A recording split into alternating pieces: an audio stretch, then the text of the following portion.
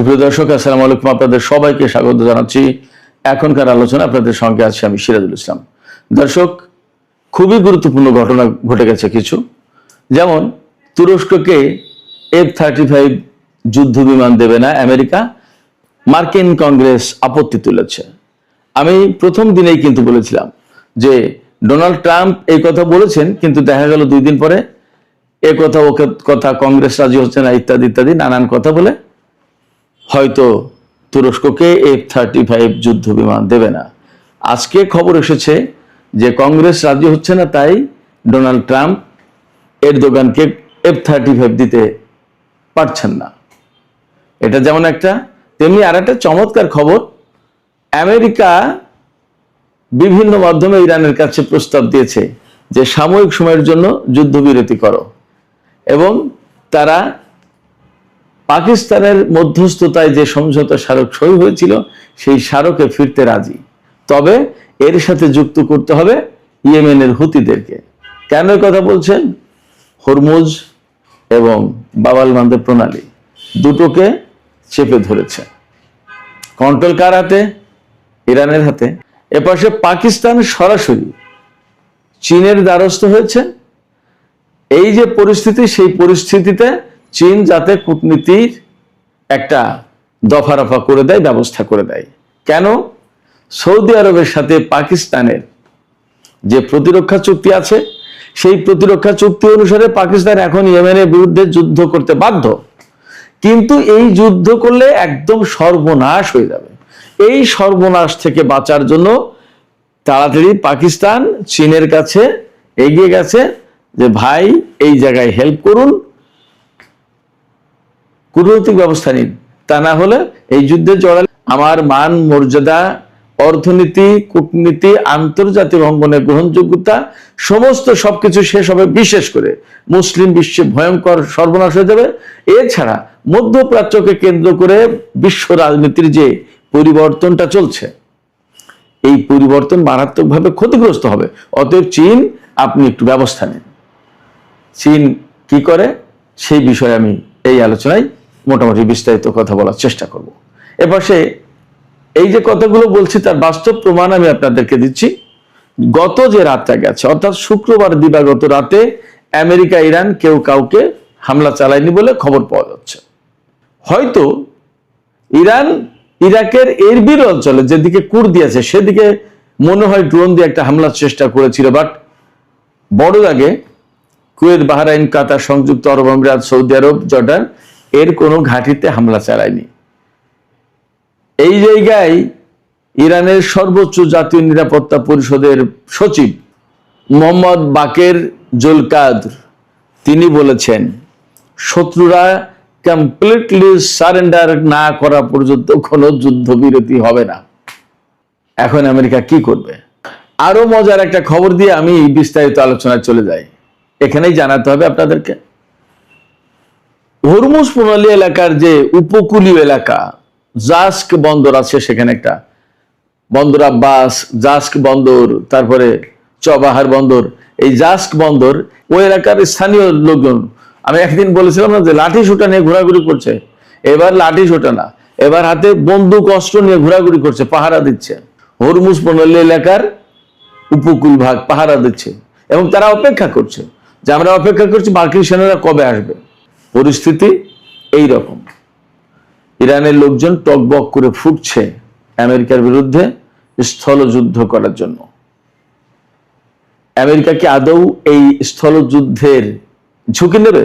Donald Trump কিন্তু এখনো বলে যাচ্ছেন ইরান এখন চুক্তির ব্যাপারে খুব সিরিয়াস, তারা চুক্তি চাই, তো দেখি তারা কি করে, এবং এই জন্য আমরা একটু অপেক্ষা করছি। কিন্তু আসলে কি ইরান চুক্তির জন্য সিরিয়াস ডোনাল্ড ট্রাম্প? কারণ 12-13 দিনের যে যুদ্ধ হলো, এতে আমেরিকার ঘাঁটিগুলো আর আস্ত নেই মধ্যপ্রাচ্যে। সুপ্রিয় দর্শক, চলুন আমরা বিস্তারিত আলোচনা করি এই সব বিষয় নিয়েই। আর যদি আলোচনা ভালো লাগে তাহলে নিশ্চয়ই আপনারা লাইক, কমেন্ট, শেয়ার করবেন এবং চ্যানেলটি সাবস্ক্রাইব করে সাথে থাকবেন। দর্শক, প্রথমেই যে কথা বলেছিলাম যে তুরস্ক দিয়েই শুরু করি।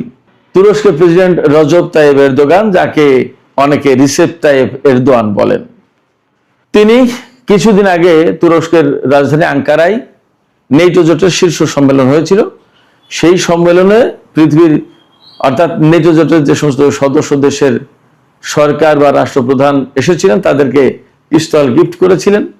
সেখানে একটা গুরুত্বপূর্ণ ব্রেক থ্রু ছিল তুরস্কের জন্য, যে মার্কিন প্রেসিডেন্ট ডোনাল্ড ট্রাম্প ঘোষণা দিয়ে গিয়েছিলেন তুরস্ক যদি S-400 হস্তান্তর করে অন্য কোনো দেশের কাছে দিয়ে দেয় বা ফেরত দেয় বা বিক্রি করে ফেলে বা ধ্বংস করে, তাহলে তুরস্ককে তিনি F-35 যুদ্ধ বিমান সরবরাহ করবেন।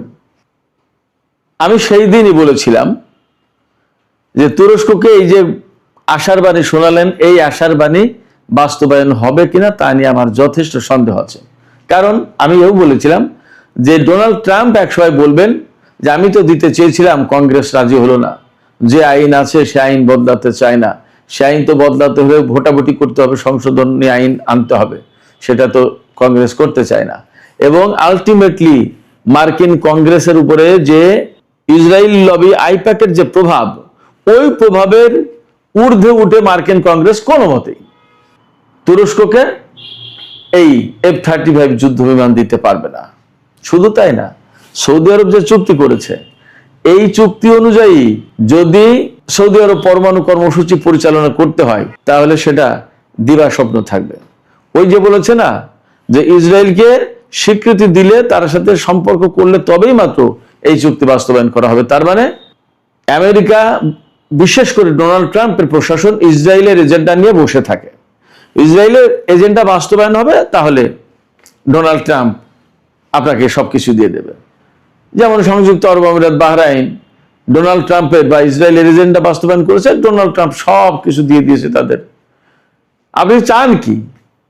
অ্যামাজন, গুগল, আমি তো সব মনে রাখতে পারছি না, সব বলতে পারতেন, মানে যত যত বড় বড় প্রযুক্তির যত ডেটা সেন্টার, যত F-30, শুধু F-35 দেয়নি, F-16, F-15, কত কত কি লাগবে সব দিয়েছে। কি চাই দিয়েছে, শুধুমাত্র ইসরায়েলের এজেন্ডাটা আপনি গ্রহণ করবেন, আপনাকে দিয়ে দেবে আমেরিকা সব। ডোনাল্ড ট্রাম্পের প্রশাসনের অন্তত এটা নীতি। সেক্ষেত্রে ইসরায়েলের যতক্ষণ পর্যন্ত আপত্তি থাকছে যে তুরস্ককে F-35 যুদ্ধ বিমান দেওয়া যাবে না, ততক্ষণ পর্যন্ত মার্কিন কংগ্রেস তুরস্ককে F-35 দিতে পারবে না। যদি কোনোদিন ইসরায়েলের সাথে এই মাত্রায় সম্পর্ক নিতে পারে যে যেখান থেকে ইসরায়েলের চেয়ে তুরস্ককে বেশি বিশ্বাস করবে, সেই দিন শুধুমাত্র তুরস্ক F-35 যুদ্ধ বিমান পাবে, তার আগে না। সুপ্রিয় দর্শক, আমার কথাই আপনাদের দ্বিমত আছে কিনা? যদি দ্বিমত থাকে প্লিজ কমেন্ট করে জানাবেন। এবার আমরা ইরান মধ্যপ্রাচ্যের এই অঙ্গনে চলে আসি। মার্কিন প্রেসিডেন্ট ডোনাল্ড ট্রাম্প বলেছেন যে ইরান খুব সিরিয়াস, এখন একটা চুক্তি চাই তারা। এই চুক্তিটা করার জন্য নতুন করে অনেক কিছু ভাবতে হচ্ছে, কিন্তু দেখি তারা কি করে, কত দূর যায়।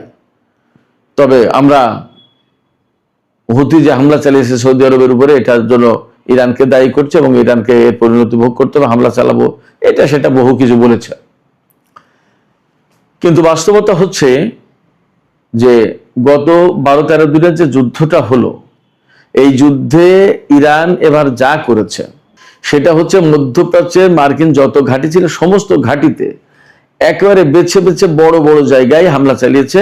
যেসব জায়গার প্রযুক্তিগুলো ধ্বংস করে দিলে আমেরিকার আর নড়াচড়ার কোনো উপায় থাকে না, সেই কাজ করেছে বেছে বেছে।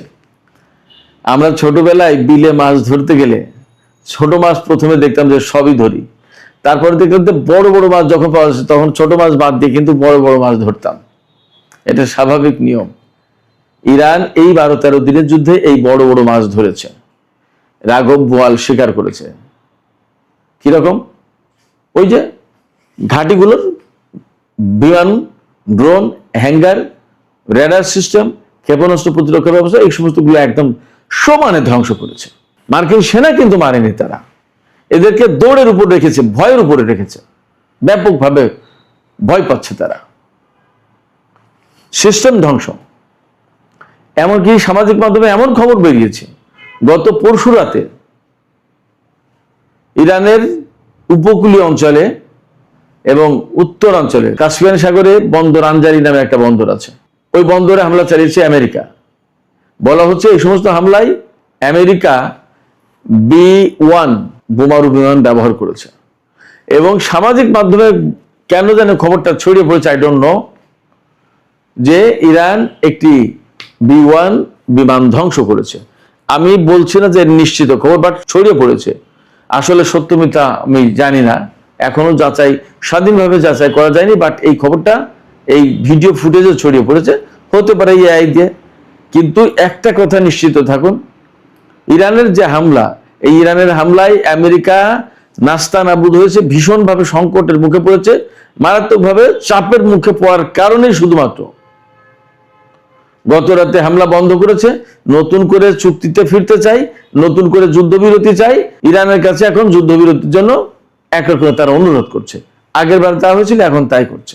এই জায়গা থেকে কাতার আহ্বান জানিয়েছে যে পাকিস্তানে যে ইসলামাবাদ সমঝোতার স্মারক সই হয়েছিল পাকিস্তানের উদ্যোগে, বিশেষ করে সেই সমঝোতার স্মারকে ফিরতে হবে দুই পক্ষকে, কাতার বলছে। পাকিস্তান তো বলছেই, পাকিস্তানের পররাষ্ট্রমন্ত্রী ইসাকদার গতকাল সাংহাই সহযোগিতা সম্মেলনে গিয়েছিল, সেখানে ইরানের পররাষ্ট্রমন্ত্রীর সাথে কথা বলেছে, সেখানে রাশিয়ার পররাষ্ট্রমন্ত্রী ছিলেন, চীনের পররাষ্ট্রমন্ত্রী ছিলেন, সবার সাথে কথা হয়েছে এবং নতুন করে কূটনৈতিক উদ্যোগের কথা বলছেন। এবং এই জায়গা থেকে পাকিস্তান চীনকে একদম আনুষ্ঠানিকভাবে অনুরোধ করেছে ভেতরে ভেতরে যে আপনারা একটু দয়া করে আসুন, উদ্যোগী হন, আপনারা যেহেতু প্রভাবশালী দেশ, বড় দেশ, আপনাদের সাথে আমেরিকারও সম্পর্ক আছে, অর্থনৈতিক সম্পর্ক ইরানেরও আছে, সেক্ষেত্রে ইরানকেও বলুন, আমেরিকাকেও বলুন, যাতে সমঝোতার স্মারক অনুযায়ী একটা সমাধান করা যায়। মধ্যপ্রাচ্য তা না হলে সর্বনাশ হয়ে যাচ্ছে। এবং এখানে সৌদি আরব আর ইয়েমেনের ভিতরে যেহেতু বড় রকমের সংঘাত শুরু হয়ে গেছে এবং পাকিস্তানের সাথে সৌদি আরবের নিরাপত্তা চুক্তি আছে, এই নিরাপত্তা চুক্তি অনুসারে পাকিস্তান সৌদি আরবের পক্ষে যুদ্ধ করতে বাধ্য। এ অবস্থায় পাকিস্তান পড়েছে মহাবিপদে।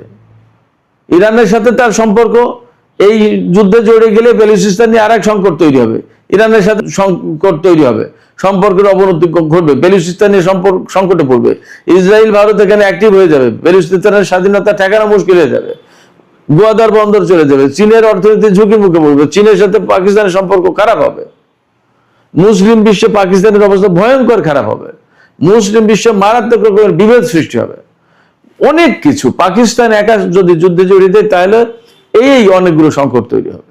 এই অবস্থায় পাকিস্তান চীনকে বলেছে যে আপনারা একটু সাহায্য করুন, এই কূটনৈতিক উদ্যোগ নিয়ে দুই পক্ষকে একটা শান্তির দিকে আনা যায় কিনা সেই চেষ্টা করুন। এবং চীনও দেখছে যে তার তো অর্থনৈতিক চাপের মুখে, বাব আল মান্দেব প্রণালী, হরমুজ প্রণালী বন্ধ হয়ে গেলে চীন তো প্রতিদিন প্রায় 60-65 লাখ ব্যারেল তেল এই মধ্যপ্রাচ্য থেকে নেয়, এখন এগুলো বন্ধ হয়ে যাচ্ছে, চীনের অর্থনীতি তো ঝুঁকির মুখে পড়েছে। এই অবস্থায় চীনও হয়তো একটা উদ্যোগী হবে। সবচেয়ে বড় কথা, এখানে আমেরিকার প্রয়োজনটাও কিন্তু কম না।